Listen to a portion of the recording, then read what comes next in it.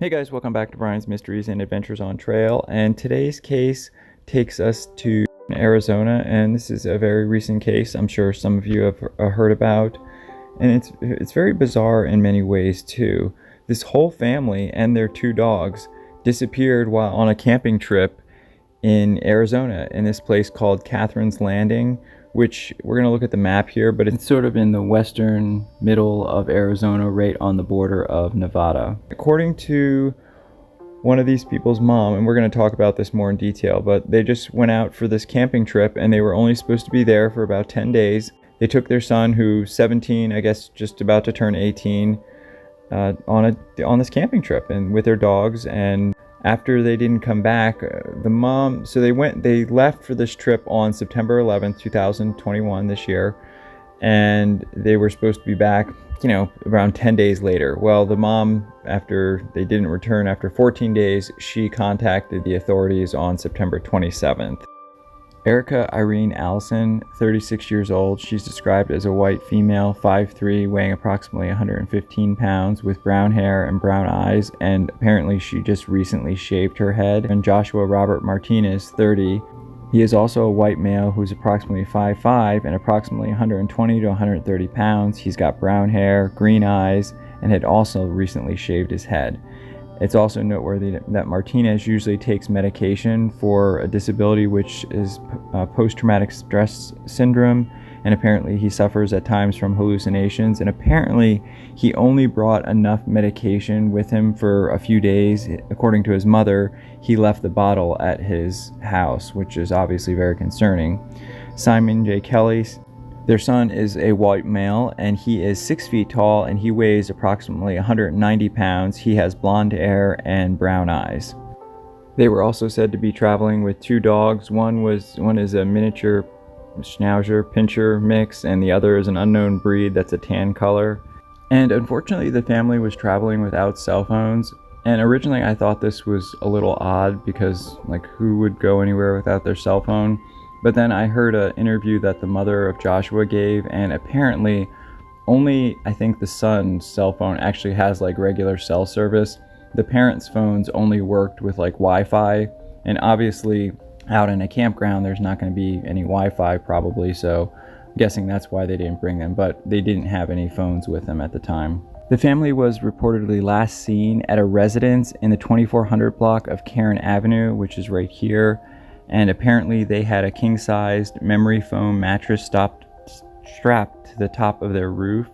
Now, they were driving a 2005 Toyota Corolla bearing an Arizona handicap license plate of GAC93. That was the last time the vehicle was actually seen. The Rangers went to their campsite at Katherine's Landing. They also went north and checked out a couple other areas that we're going to look at, but all of those searches turned up nothing.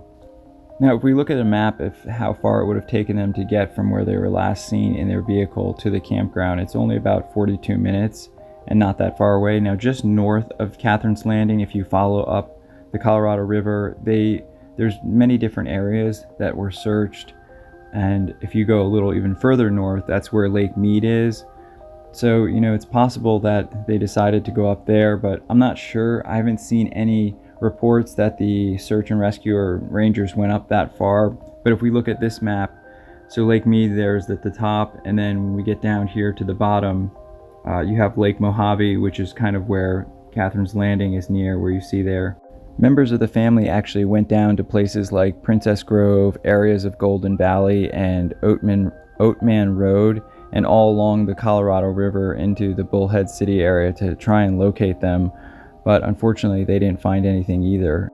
I don't know, this is just very bizarre because it's a whole family that's disappeared, and it's gotten some news coverage, but not as much as you would think. I mean, not as much as some other cases I've covered have, and there's really not a whole lot of information out there about this. Actually, most of the information that I got was from an interview that the mother of Joshua that she gave to, I believe, Newsweek or another one of the news outlets. But a lot of the reporting, the actual articles that have been written about this, it does give brief descriptions of, like I gave you about their height and weight and things like that. But as far as a lot of other details, we do know that they went on this trip September 11th and were supposed to be gone for 10 days.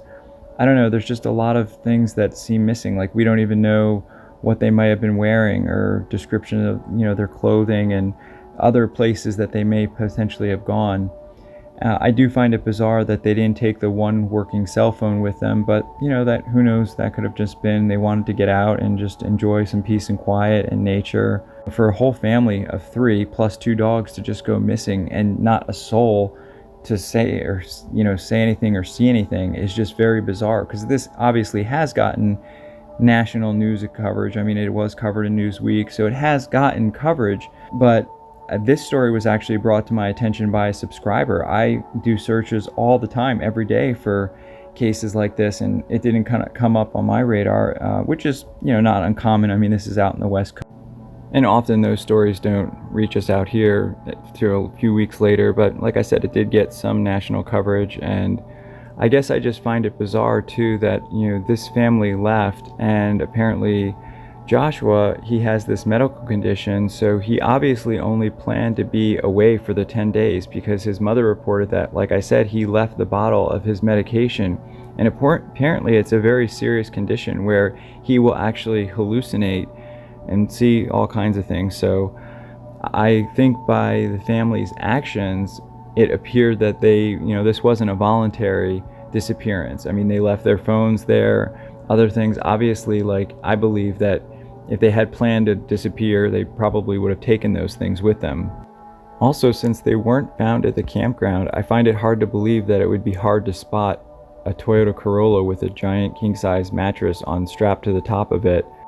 The Kingman Police Department issued an attempt to locate to the surrounding agencies, Mojave County agencies, for the family and their missing vehicle, and they entered the family into the missing persons in the National Crime Information Center.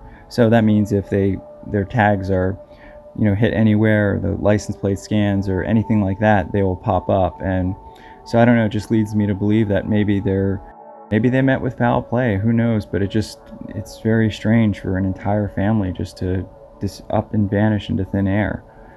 I think it's very plausible that they left the campground and maybe decided to go someplace else, maybe without telling their family, and maybe they just haven't come back yet.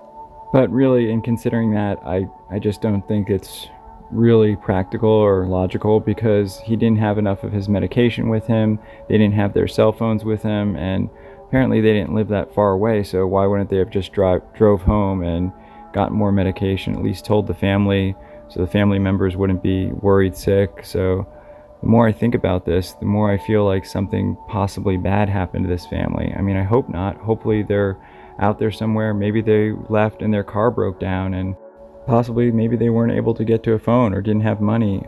It hasn't been that long since they were reported missing. They weren't reported missing till September 27th of 2021. However, technically they've been missing from their time of supposedly being back for almost several weeks now. So it's getting more and more concerning, and I'm just hoping that with getting the story out and more agencies picking it up and having their names in the national database and their license plate information, hopefully that will lead to someone seeing them or someone seeing the car, because I mean, this is just crazy for a whole family just to up and disappear, and I can only imagine what their family and friends are going through, worrying about them. The authorities are asking if anyone has any information to please contact the Kingman Police Department at 928-753-2191. My thoughts and prayers go out to Allison, Joshua, and Kelly, and hopefully that you guys are safe and you guys can find your way home soon. And I pray for the family and friends, and just hoping that they can be brought home to you safe soon. Thank you everybody for watching, as always, and please keep the comments respectful. I want to say thank you to co.ag for providing the background music. These guys are awesome. If you've never checked out their channel, go check them out. They have awesome music and they're so friendly, so awesome to work with. Alright guys, I will see everyone in the next one. I am currently working on several videos. The next video is going to be about a woman who went missing in Juneau, Alaska several years ago. I'm working with her family and friends on this because it's a very Very sad case, and that will be coming up soon. I just a lot of research and information on that one. So as always, if any of you have any case suggestions for me or anything going on in your area, please send me an email and I'll definitely cover the case. Alright guys, I'll see you in the next one. Take care.